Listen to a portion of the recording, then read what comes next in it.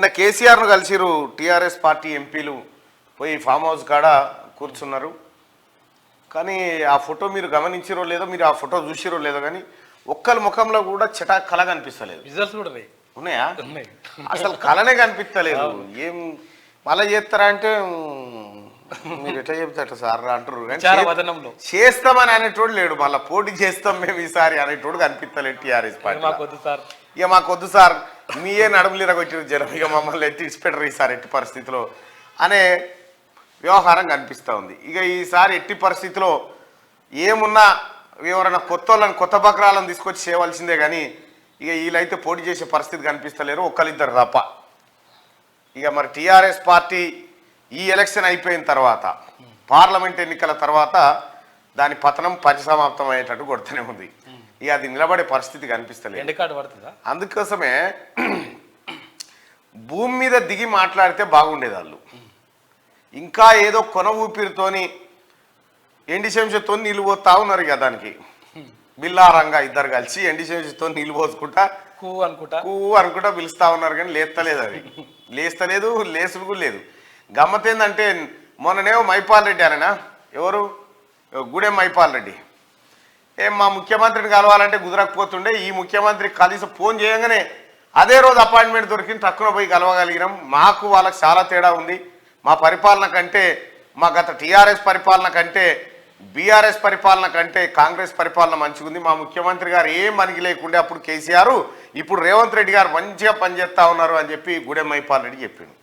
అదైపోగానే నిన్న మల్లారెడ్డి, మేడ్చల్ మల్లారెడ్డి అంగుటి ఏమంటాడు, కాంగ్రెస్ అయినా మనదే, బీజేపీ అయినా మనదే అంటుడు. కథం ఇక ఈ పని కూడా అడిచిపోయినట్టే. దీని పని కూడా ఇట్లా ఇట్లా ఇట్లా ఎవ్వరి కాళ్ళు బయట పెట్టలేక ఎవడన్నా అడిగితే బాగుండు పెడదామనేటట్టు బయట పెట్టించుకుంటా ఉన్నారు. ఇక నాకు తెలిసిన కాడికైతే పార్లమెంట్ ఎన్నికల వర్గాలకు అనిపిస్తట్లేదు ఈ టీఆర్ఎస్ పార్టీ. నామినేషన్ల పర్వం పూర్తి అయ్యేదాకా కూడా ఉండే పరిస్థితి కనిపిస్తలేదు. ఎక్కడ చూడు దిగిపోదామా, వెళ్ళిపోదామా, ఎప్పుడు పిలుస్తారు, ఇంకా ఓసారి కేసీఆర్ మా మీద ఆగ్రహం వ్యక్తం చేస్తే బాగుండు, అలిగని వెళ్ళిపోదు, అట్లనన్నా పోవచ్చు అనేటువంటి ప్రయత్నాలు, ఎన్ని ప్రయత్నాలు చేసినా కూడా టీఆర్ఎస్ పార్టీ అనేది ఇక ఉండదు. అయిపోయింది దాని పని. ప్రజలకి విసుకొచ్చిపోయింది తెలంగాణ రాష్ట్ర సమితి పార్టీ మీద. దాన్ని బీఆర్ఎస్ చేసినా కూడా ఎట్టి పరిస్థితిలో ఇది మనది కాదురా, ఇది కేసీఆర్ కుటుంబాంది, ఇది దొరది, ఇది మన పార్టీ కాదనేటువంటి మాట చెప్తూ వస్తూ ఉన్నారు జనం కూడా. చిన్న చిన్న పిల్లల దగ్గర నుంచి వద్దురా నాయన పరిపాలన వద్దు, దాన్ని గుర్తు కూడా చేయకూరి కేసీఆర్ పరిపాలన అని చెప్తా ఉన్నారు. అంటే కేసీఆర్ పరిపాలన ఈ 9.5 ఏళ్ల పరిపాలన ఓ 1000 ఏళ్ల పరిపాలనకు సరిపోయింది. 1000 ఏళ్ల విధ్వంసానికి సరిపోయింది.